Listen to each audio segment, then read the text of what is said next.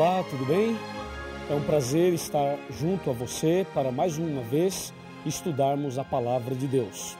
O tema de hoje é a Bíblia Sagrada e o Grande Conflito. Aqui em João 17, versículo 17, está escrito assim, santifica-os na verdade, a tua palavra é a verdade. Lá em Salmo 119, versículo 105, está escrito, lâmpada para os meus pés é a tua palavra e luz para os meus caminhos. Portanto, quem estuda a Bíblia é iluminado.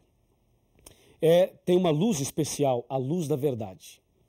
Acontece o seguinte, a Bíblia Sagrada é um livro que tem 66 livros, 66 pequenos livros, sendo 39 no Velho Testamento, 27 no Novo. A Bíblia tem 1.189 capítulos e 31.102 versículos. Ela foi escrita por aproximadamente 40 pessoas em um período de 1.600 anos aproximadamente. Foi escrita em hebraico, aramaico e grego e já foi traduzida em mais de 1.500 línguas e dialetos. O autor da Bíblia é Deus e o personagem central da Bíblia é Jesus Cristo. Assim, você tem alguma informação a mais a respeito da Bíblia Sagrada. Acontece que a Bíblia Sagrada é a palavra de Deus e Satanás não gosta da palavra de Deus. Esse problema podemos detectar logo no começo, lá no livro de Gênesis. Em Gênesis capítulo 2, versos de 15 a 17, Deus disse a Adão e Eva, no dia em que comeres desse fruto, certamente morrerás. E lá em Gênesis 3, verso 4, Satanás usando a serpente disse, pode comer, que certamente não morrerás. Você percebeu que a palavra de Deus era, certamente morrerás. E a palavra torcida de Satanás foi, certamente não morrerás. Ou seja, Satanás acrescentou um não à palavra de Deus. E sabe o que diz Apocalipse capítulo 22, versículos 18 e 19? Eu vou abrir aqui a Bíblia e vou ler para você. Apocalipse 22, 18 e 19. Eu, a todo aquele que ouve as palavras da profecia desse livro, testifico. Se alguém lhes fizer qualquer acréscimo, Deus lhe acrescentará os flagelos escritos nesse livro. E se alguém tirar qualquer coisa das palavras da profecia desse livro, Deus tirará a sua parte da árvore da vida e da cidade santa que se acham escritas nesse livro. Percebeu? Não se pode acrescentar e não se pode tirar nada. E lá em Gênesis, percebemos Satanás acrescentando uma palavra à palavra de Deus. E aquele acréscimo trouxe algum problema? Claro que trouxe. Ali, baseado naquele acréscimo de Satanás, surgiu a doutrina do espiritismo, de que a pessoa não morre. E isto tem trazido dificuldades hoje para muita gente, e hoje um dos temas mais debatidos é o tema da morte. Para onde a pessoa vai depois que ela morre? Vai para o céu? Vai para o inferno? Vai para o purgatório? Vai para o mundo dos espíritos? Vai para o seio de Abraão? Vai para o cemitério? Para onde vai? Fica flutuando? Reencarna? Não reencarna? E aí? Veja, toda essa questão que eu acabei de colocar foi despertada e foi colocada aí a partir daquele momento em que Satanás, usando uma cobra, disse a Adão e Eva, certamente não morrerás. Quando as pessoas acrescentam alguma coisa ou tiram alguma coisa da palavra de Deus, consequentemente, teremos problemas. Durante toda a história, Satanás sempre tentou mexer, mudar, atrapalhar a palavra de Deus. Nos nossos dias, podemos perceber a sutileza de Satanás ao tentar mexer na palavra de Deus. Vamos analisar isto com bastante carinho, com bastante atenção. Me acompanhe aqui no raciocínio desse ponto do tema. Hoje existem muitas versões da Bíblia, muitas traduções da Bíblia, não é verdade? Existem tantas versões que você pega um versículo e analisa em várias versões e, se não tomar cuidado, uma ou outra parece não traduzir corretamente aquele texto. Aquele texto do hebraico, ou do aramaico, ou da língua grega. E parece que alguns versículos ficam assim meio que no ar. Algumas pessoas tentam interpretar o versículo e aí complica mais ainda. Por exemplo, há algumas Bíblias aí que quando você pega Apocalipse 1, versículo 10, ali diz, fui arrebatado em espírito no dia do Senhor. Só fala isso, não diz mais nada.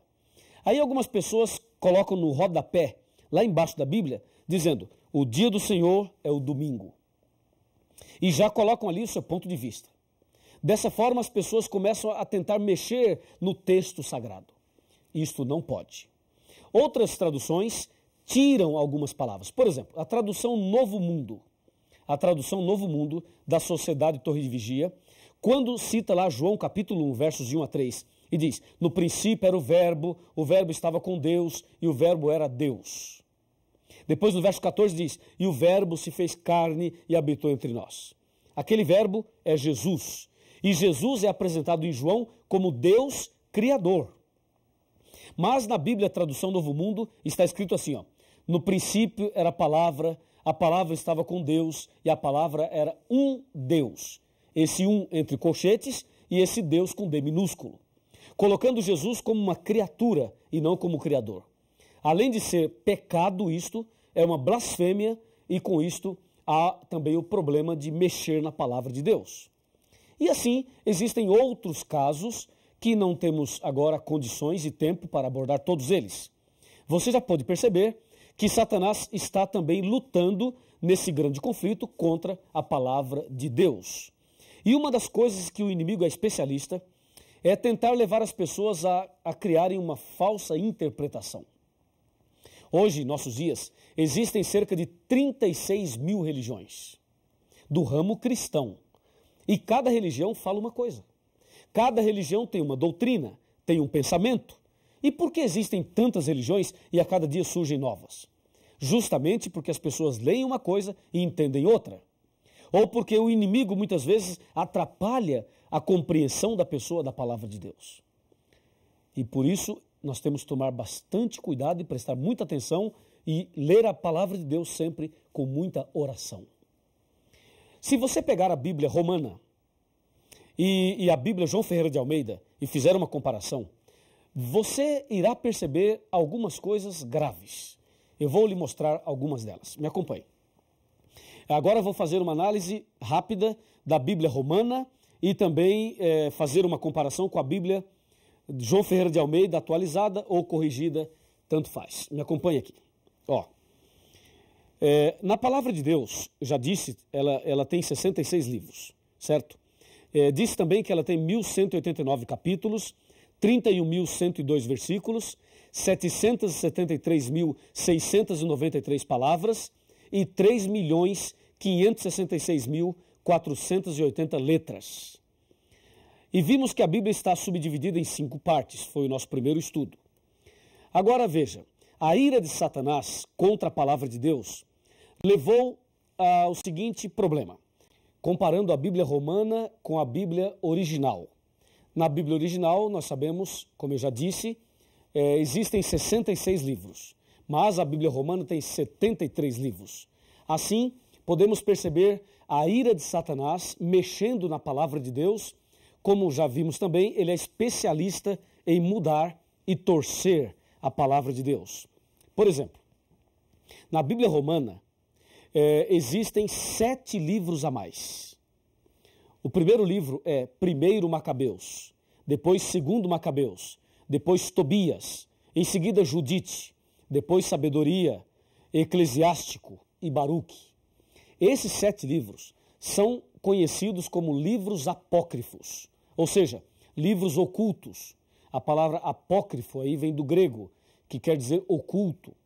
Alguma coisa que não foi revelada por Deus. Então esses 7 livros aí aparecem a mais na Bíblia romana. E mais, no livro de Esther existe um acréscimo. E no livro de Daniel também existe um acréscimo. Assim, a Bíblia romana vai contra um princípio da própria Bíblia, que diz: nada deve ser acrescentado e nada deve ser tirado. Como você pode perceber, eles acrescentaram, enquanto em outras versões eles tiraram. Mas nós devemos manter fidelidade à palavra de Deus. E hoje, em nossos dias, muitas pessoas não aceitam certos pontos bíblicos porque dizem: isso está no Velho Testamento. Veja, as pessoas às vezes acham que pelo fato de estar no Velho Testamento não devem aceitar. Quantas e quantas pessoas dizem: eu não aceito isso nem aquilo porque está no Velho Testamento. Uma vez eu conversei com um pastor evangélico. E esse pastor me disse: olha, eu não aceito os 10 mandamentos porque isso se encontra no Velho Testamento. Eu perguntei, pastor, só porque está no Velho Testamento o senhor não aceita? Ele disse, sim. Se você me mostrar no Novo, eu aceito. Eu disse, eu vou lhe mostrar no Novo, mas antes quero lhe fazer uma pergunta. Na sua igreja, o senhor pede dízimo? Ele falou, claro, o dízimo é sagrado. Perguntei a ele, então, onde o senhor encontra a orientação do dízimo na Bíblia? No Novo ou no Velho? E ele disse, no Velho. Então, pastor, por que o senhor aceita o dízimo que está no Velho e não aceita os 10 mandamentos que se encontram no Velho Testamento também? E ele não soube me explicar. Percebe? A Bíblia Sagrada é uma só. Ela deve ser aceita integralmente. E não se pode acrescentar e também não se pode tirar. E espero que isso esteja claro para você. O problema é que esses 7 livros a mais que eu acabei de mencionar, eles trazem mensagens estranhas, erros doutrinários, como orações pelos mortos, falsas curas, feitiçarias, salvação por esmolas e obras, alteração do destino das almas após a morte e também a falsa doutrina do purgatório. E mais, tem histórias fictícias, histórias lendárias, histórias absurdas, ensina artes mágicas e ensina feitiçaria, como é o caso de Tobias, capítulo 6, de 1 a 9. Deu para perceber? Não se pode acrescentar e não se pode tirar. E agora veja o outro ponto tão grave quanto esse. Me acompanhe nesse raciocínio, nesse pensamento. Um outro ponto tão grave quanto esse. A palavra de Deus diz aqui em Mateus capítulo 4, que quando Jesus estava sendo tentado, Satanás disse a Jesus, se tu és filho de Deus, transforma as pedras em pães. Jesus respondeu da seguinte maneira, está escrito, Mateus 4, está escrito. Quando Jesus diz está escrito, Jesus está citando a Bíblia, a palavra. Aí Jesus disse, está escrito, nem só de pão viverá o homem, mas de toda a palavra que sai da boca de Deus. Ok? Muito bem. Aí na segunda tentação, Satanás percebeu que Jesus disse, está escrito. Então na segunda tentação, no versículo 5, diz assim, ó, então o diabo o levou à cidade santa e colocou-o sobre o pináculo do templo e lhe disse, se és filho de Deus, atira-te abaixo, porque está escrito, aos seus anjos ordenará a teu respeito que te guardem, e eles se sustentarão nas suas mãos para que não tropeces em alguma pedra. Você notou que na segunda tentação o diabo disse, está escrito? E aí Jesus rebate essa tentação no versículo 7 dizendo, respondeu-lhe Jesus, também está escrito, não tentarás o Senhor teu Deus. Você notou que em um texto o diabo diz, pula Jesus, porque está escrito que Deus vai te proteger. E Jesus rebate dizendo, mas também está escrito. Eu pergunto, quem estava certo, Jesus ou Satanás? Satanás ou Jesus?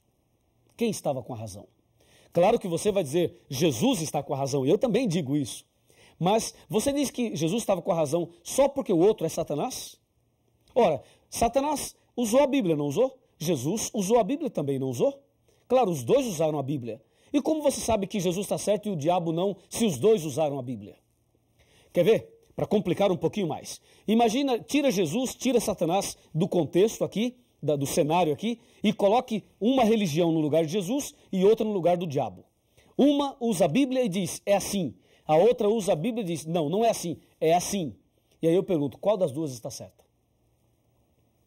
Percebeu? Aí a coisa começa a se complicar. Então aqui, nesse caso da tentação de Cristo, nós percebemos de forma bem clara o que acontece no mundo religioso. Nem todo mundo que usa a Bíblia está falando a verdade.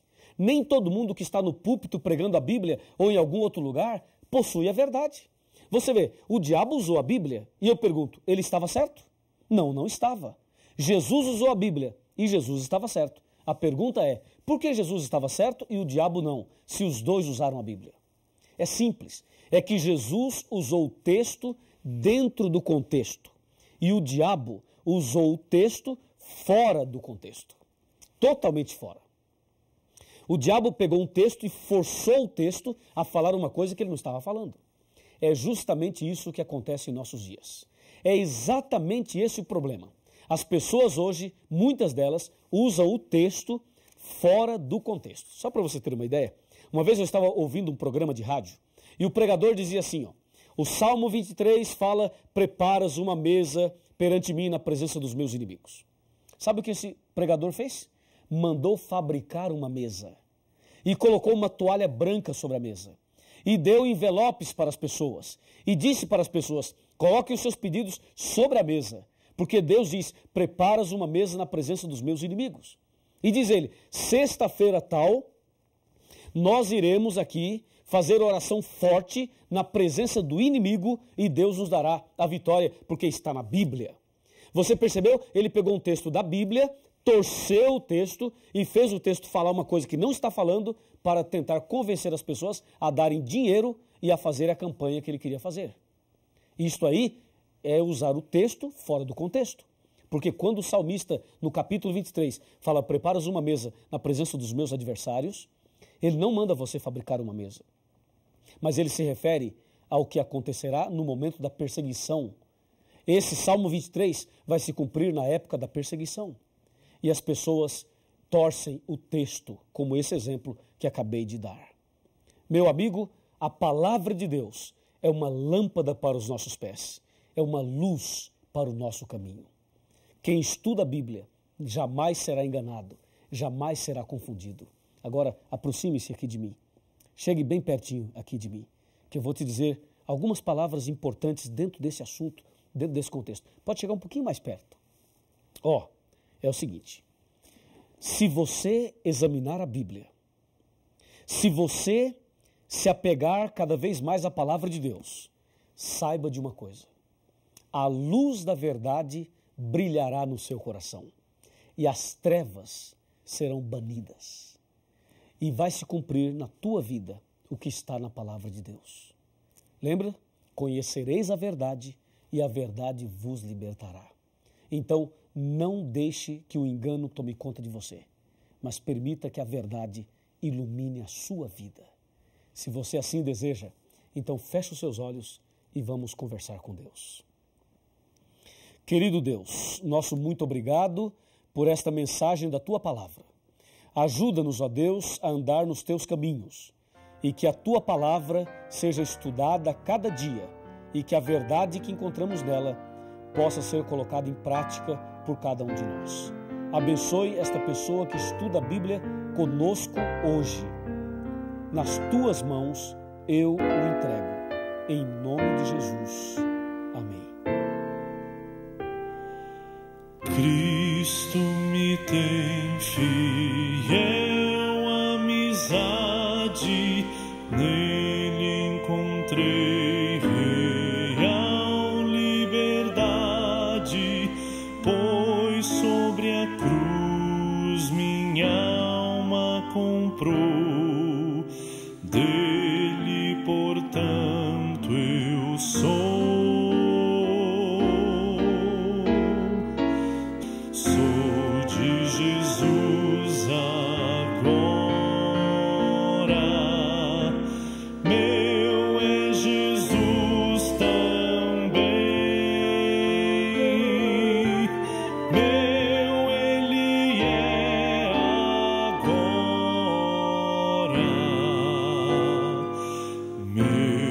Para sempre.